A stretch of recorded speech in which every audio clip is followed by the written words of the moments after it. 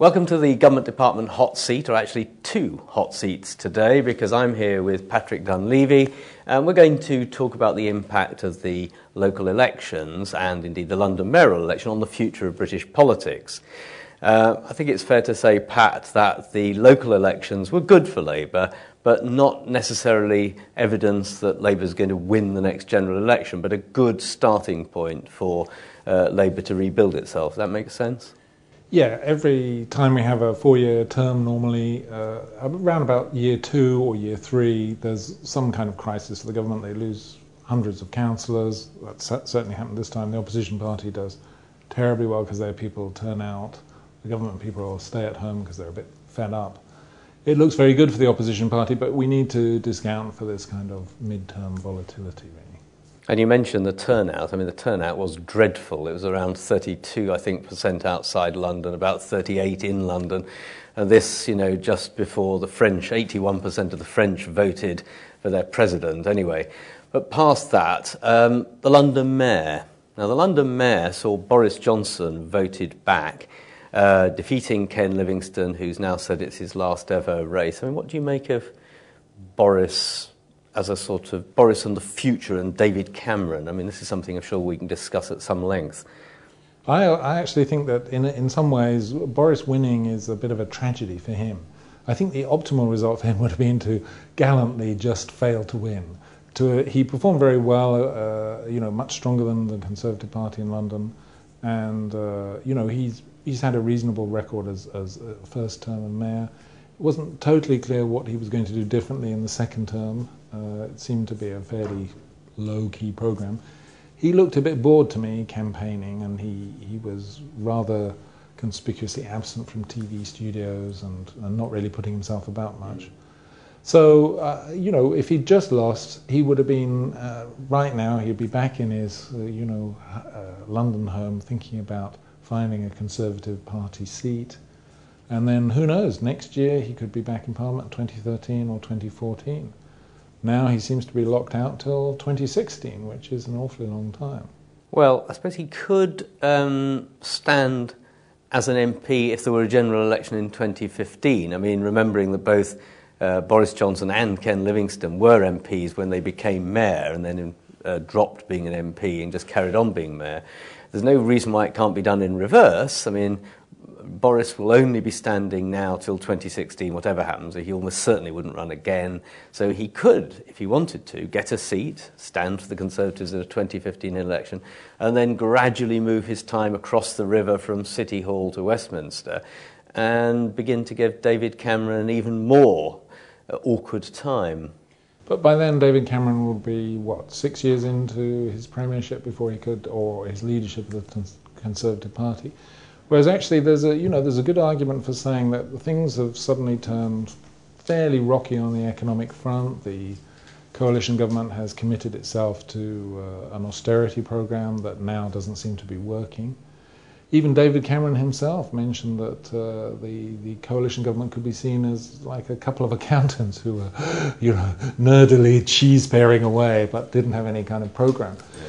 The Liberal Democrats have been doing so badly also, and did very badly in this round of mid-term elections, including coming 4th in London instead of 3rd, which is a dreadful result for them.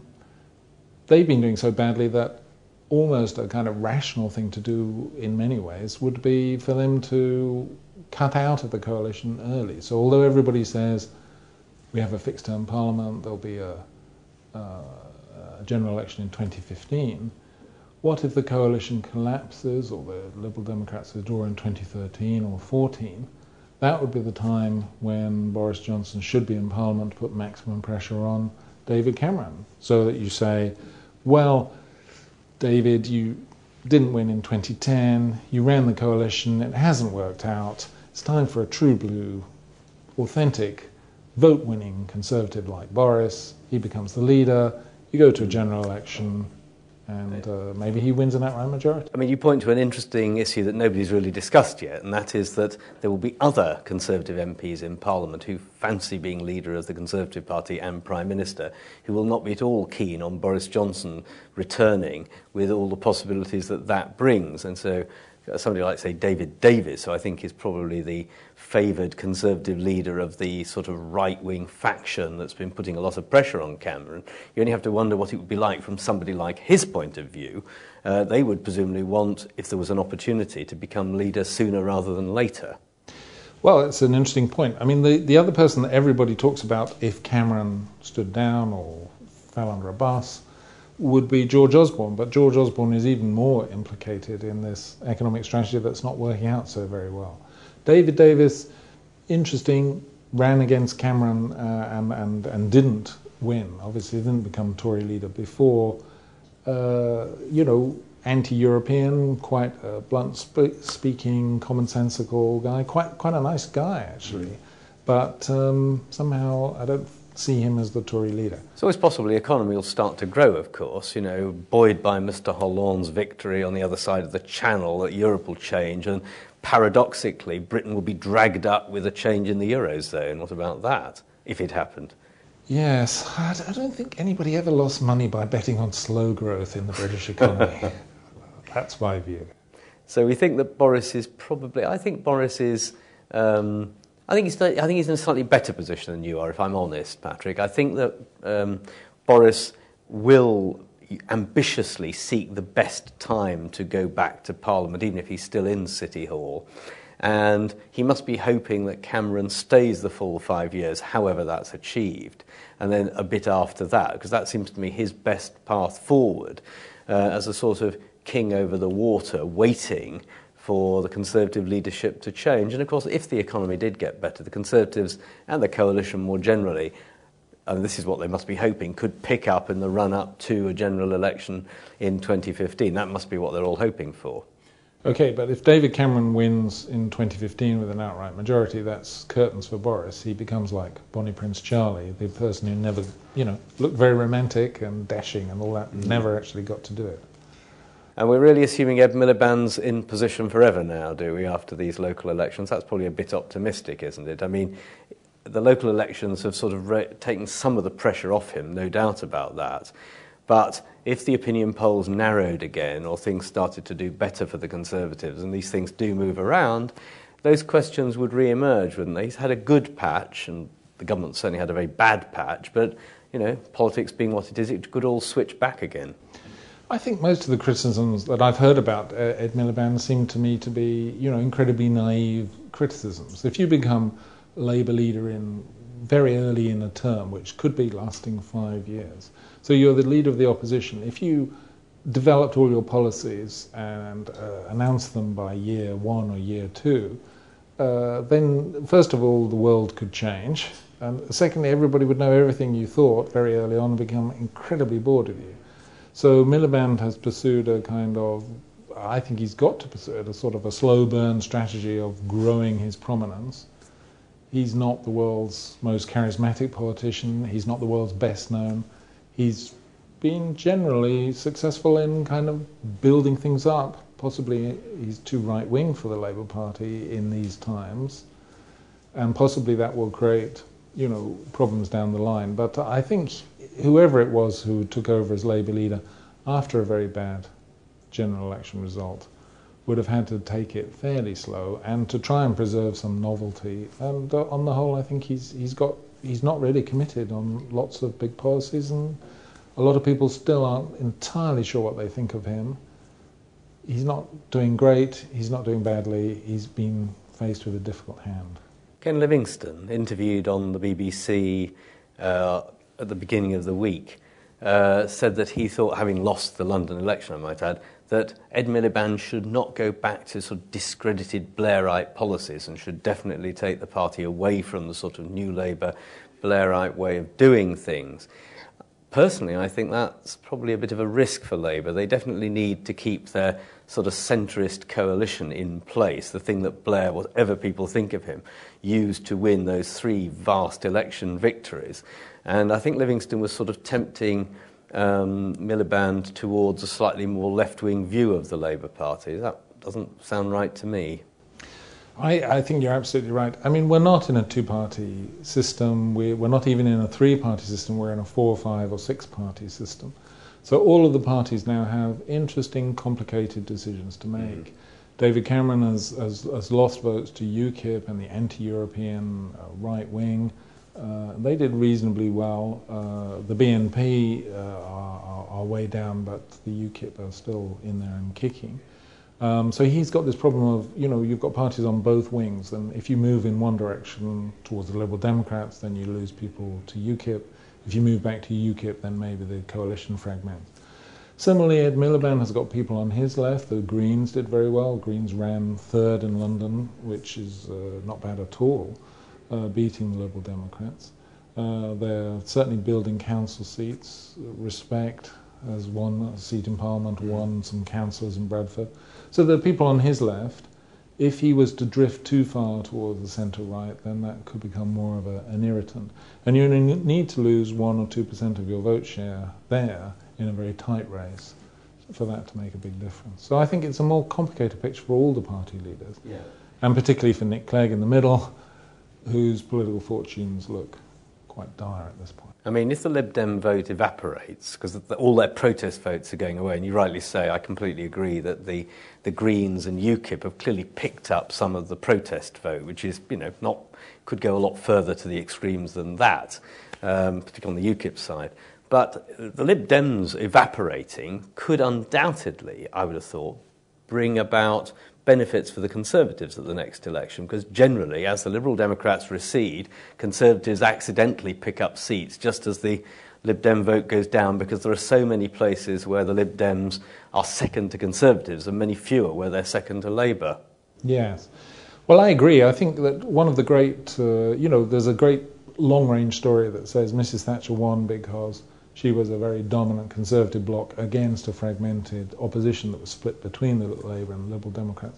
Tony Blair won because he managed to pull the Liberal Democrats back to backing Labour second, and that created 3 really big election victories in a row. And, it's still these are the voting blocs. There's about 40%, roughly 35-40% Tory, 35-40% Labour. And there's a huge mass of people who are charging around in the middle. I actually think the Liberal Democrats could take a little bit of comfort from the fact that their vote in these local elections was about 16%, 1 in 6 voters, whereas if you looked at the opinion polls, they were saying maybe 1 in 12. So they've actually done better than the opinion polls. Whether they could carry that through to a general election is interesting. I mean, this isn't an interview, this is a discussion, but let me ask you a question. You were one of the architects of the London mayoral voting system all those years ago.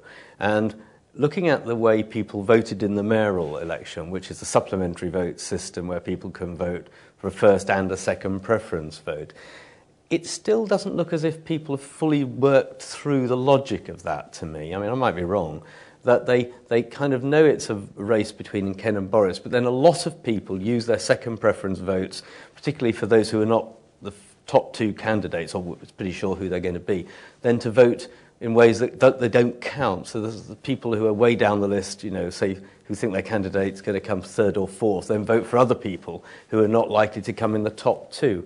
Is that how you expected it to work? I think that there was an interesting piece in The Guardian, which actually I thought insulted the intelligence of London voters in a really drastic way. It said 1.1 million people had voted effectively in their second vote, but of those 1.1 million, almost 1 million were people who had already voted for Ken or Boris, so they voted completely effectively. We live in a multi-party system now. People have multiple preferences. If they voted for Ken or Boris, their second vote isn't going to count because it's going to be in one of those big piles for the top 2. But people still want to indicate, using their second vote, which of the other smaller parties they are keen on. That's perfectly rational and completely wonderful. Actually, the number of voters who voted twice for parties that weren't in the top 2, never put Ken or Boris in, was only 7%. Okay.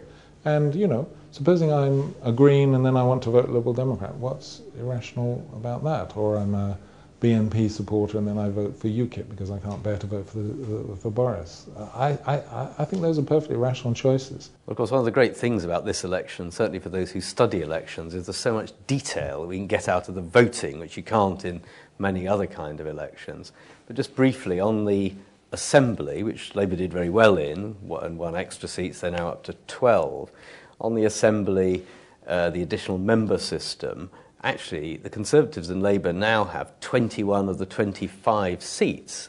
So although we're in a period of multi-party democracy in Britain, oddly these two old parties have got 21 of 25 seats. Does that surprise you?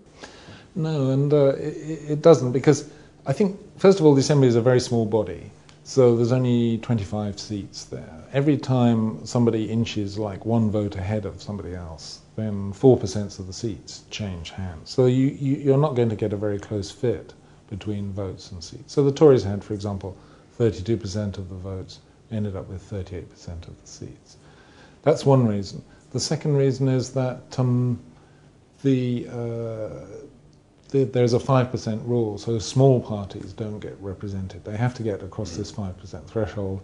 And in this election, there was, first of all, a bit of a swing back to the two main parties. Secondly, there was quite a fragmentation amongst the small parties, so quite a few of them dropped below the threshold. And you know, the Greens are in there, and UKIP's in there, so there's some diversity. And because it's very balanced, that diversity counts. Okay, right. Well, from Patrick and from me, we've talked about the local elections, the London elections, and the implication for the national political scene. Thanks very much.